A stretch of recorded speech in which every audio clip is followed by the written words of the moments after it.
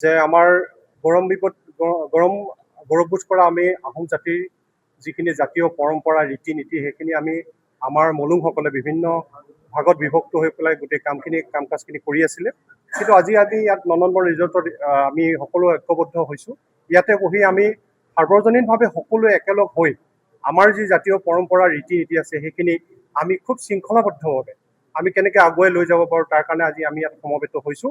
আৰু আজিৰ পৰা আমাৰ যিখিনি ফুৰালুং ৰীতি নীতি বা পৰম্পৰা আছিলে সেইখিনি সকলোৱে একেটা সহমতত উপনীত হৈ সমগ্ৰ অসমতে সমগ্ৰ বিশ্বতে আমি টাই আহোম জাতিৰ যি আমাৰ পৰম্পৰা ৰীতি নীতি আছে সেইখিনি একেধাৰে আগুৱাই নিয়াৰ কাৰণে আমি ইয়াত একত্ৰিত হৈছোঁ। আৰু এটা খুব ভাল আজি সিদ্ধান্ত ইয়াত হ'ব। সকলো ইয়াত সমবেত হৈছে। শদিয়াৰ পৰা আৰম্ভ কৰি আমাৰ লখিমপুৰ, ধেমাজি, শিৱসাগৰ, গোলাঘাট, গুৱাহাটীৰ পৰা মানুহ আহিছে।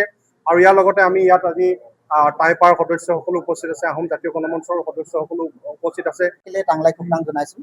যিহেতু আমি জাতিৰ নন্দন ৰিজৰ্টত আজি লগ হৈছিলোঁ, সিদিনা 1 তাৰিখৰ পৰা আমি আমাৰ টাই আহোম জাতিটোৰ যিটো ধৰ্মীয় পৰম্পৰা আৰু সাজ পোছাক, খাদ্য সম্ভাৰ, ৰীতি নীতি এই গোটেইবিলাক ৰক্ষা কৰাৰ আমাৰ 3 সংগঠনত বিভক্ত হৈ আছিল।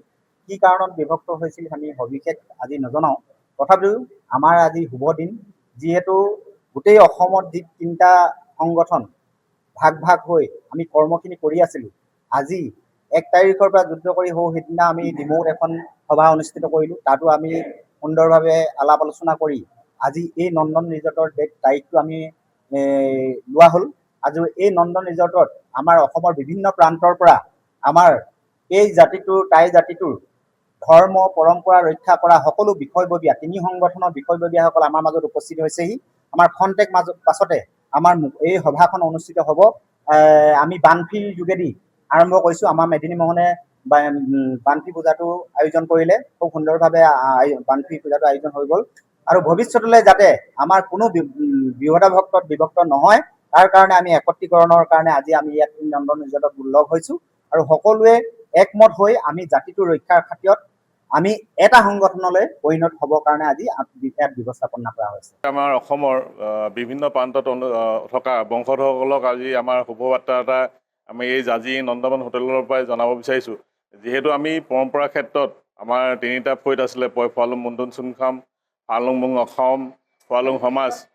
এই 3টা ফৈদত বিভিন্ন বিভক্ত হৈ আমি পৰম্পৰাবিলাক কৰি আছিলোঁ। কিন্তু আজি আমাৰ এটা শুভ লক্ষণ, 3টা ফৈদ আজি এক হৈছোঁ।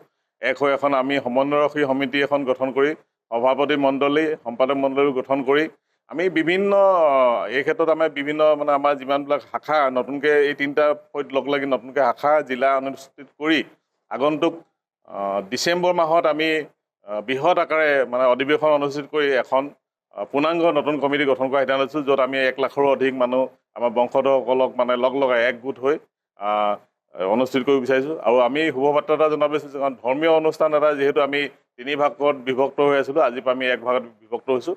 আৰু সেইকাৰণে আমি বংশধৰসকলক আমাৰ শুভবাৰ্তা আমি আপোনালোকৰ যোগেদি জনাব বিচাৰিছোঁ।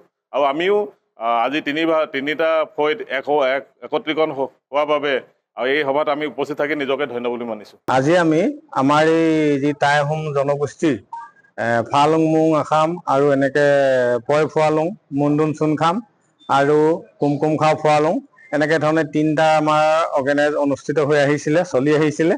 আৰু আজিৰ তাৰিখত আমি সকলো সমবেত হৈ একেমুখে জাতি আৰু নিজৰ পৰম্পৰা আঁতৰত ৰাখি আগবাঢ়ি যাবৰ বাবে আমি 3টা অনুষ্ঠানৰ একত্ৰিত হৈ আজি 3খন সভা হৈছে। আজিলৈকে আমাৰ 1 তাৰিখে এখন হৈ গৈছিল আৰু এখন আমাৰ পাংৰাও মৈদামস্থলীত এখন হৈছিল।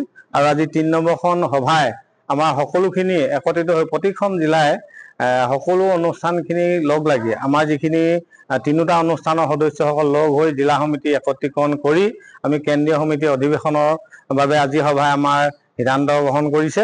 আৰু সভাত আমাৰ মোহন নেধাই বাইলুং সন্মিলন সভাপতি মনোৰঞ্জন বৰুৱা ডাঙৰীয়া আৰু আমাৰ মোহন নেধাই বাইলুং সন্মিলন পণ্ডিত পৰিষদৰ আমাৰ সভাপতি সম্পাদক আমাৰ মেদিনী মাধৱ মোহন উপস্থিত হয়।